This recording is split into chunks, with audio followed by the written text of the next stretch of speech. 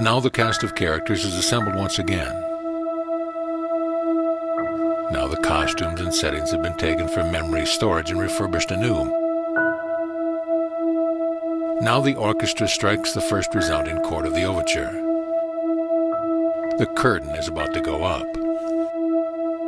Atlantis is rising.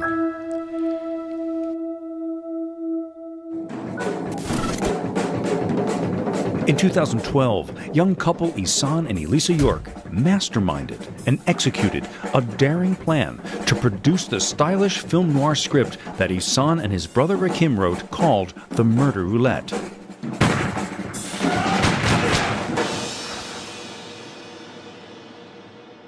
Through sheer force of personality, the couple mobilized a movement that captivated and inspired so many, and took the Hollywood establishment by storm. But as with any epic drama, our heroes would be tested through tragedy and loss, as would the idealism that brought so many to this cause. Now, in 2023, the Yorks are here in Palm Beach, Florida, to finalize investment contracts for a media business venture called Cinema Noir.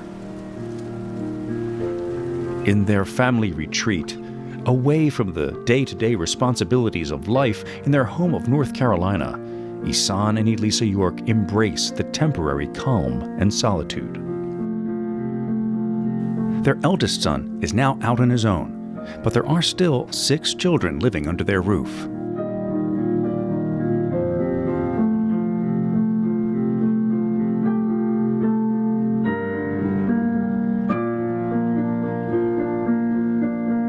I've noticed that the kids closest in age tend to pair up.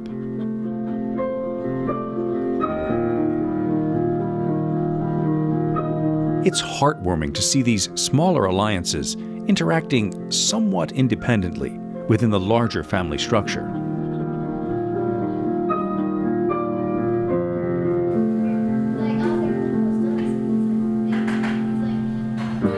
At times, the York home can seem constantly on the brink of a joyful mayhem upon which they thrive.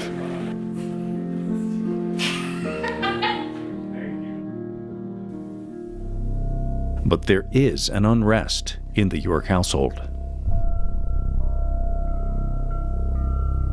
There is an unfulfilled mission to carry out, an assignment that demands fulfillment. Ihsahn, at one time a stage actor and independent filmmaker, has been given an opportunity to revise a screenplay that he and his brother Rakim wrote years ago called The Murder Roulette.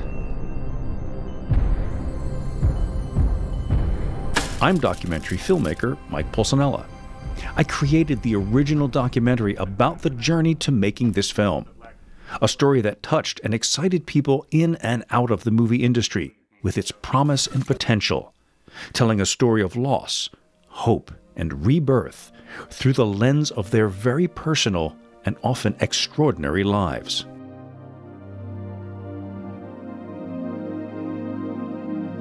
Recently, I spent a few days with the House of York, reconnecting with the family and seeking to understand what had happened in the time between the making of the first Murder Roulette documentary and now.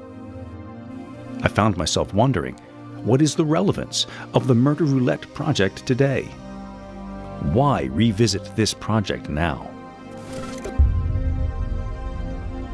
Certainly, a lot has happened to this country and the world since that time.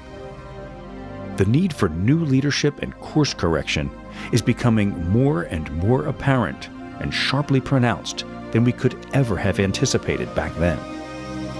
So why, as Ihsahn seems to be on the precipice of making his dream a reality, do we need this story more than ever before?